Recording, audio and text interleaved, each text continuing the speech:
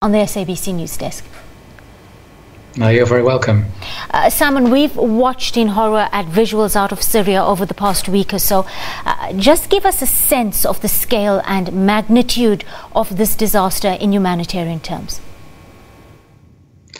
Well, I think the Syrian conflict has been with us for so long now that it is, to some extent, hard to really grasp the scale of the crisis and the effect that it's had, not just within Syria, but right across the region.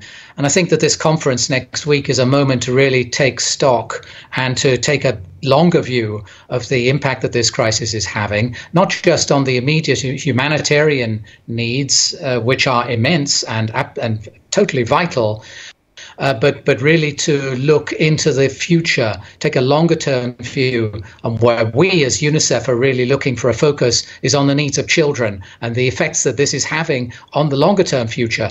Children who will one day be called upon to take part in the reconstruction of this country that's been so devastated by 7 years of war. Simon, you've actually preempted my next question. We're more than 7 years into this unrelentless conflict, and like you say, children continue to bear the brunt. Just give us the figures you have at hand. We understand that more than 5 million children inside Syria are already in need of food aid. Well, that's the number which we've been using now for quite a long time.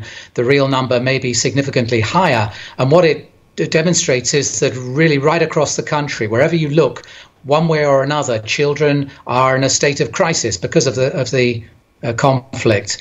And it may not be because they are desperate for food or clean water, but because they can no longer go to school, or because it's simply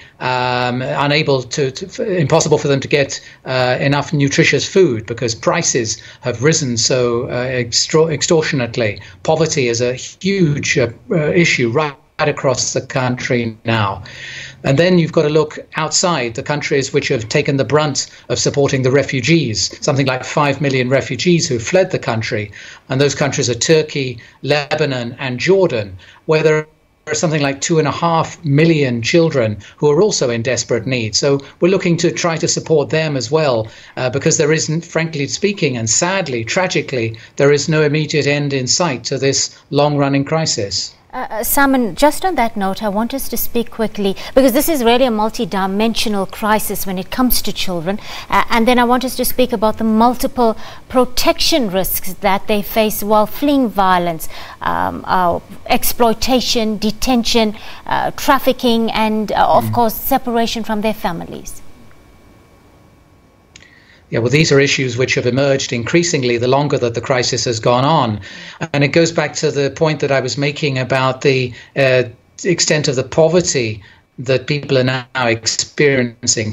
Families who've simply run out of their savings, who are no longer able to afford even the most basic needs. This means that there's a much stronger push on those families to take their children out of school, which they can no longer afford, and push them into taking jobs, working in all manner of hazardous environments. It may be as personal servants in homes. It may be working in workshops or in fields, picking vegetables. And these are settings where children are extremely vulnerable. And the other thing that we're seeing increasingly is the extent of early marriage. In other words, girls who are seen as being a burden on families who can no longer afford to keep them are now encouraging those girls to marry younger and younger, some in their early teens. And this again is something which of course puts them at extreme risk the longer this crisis goes on.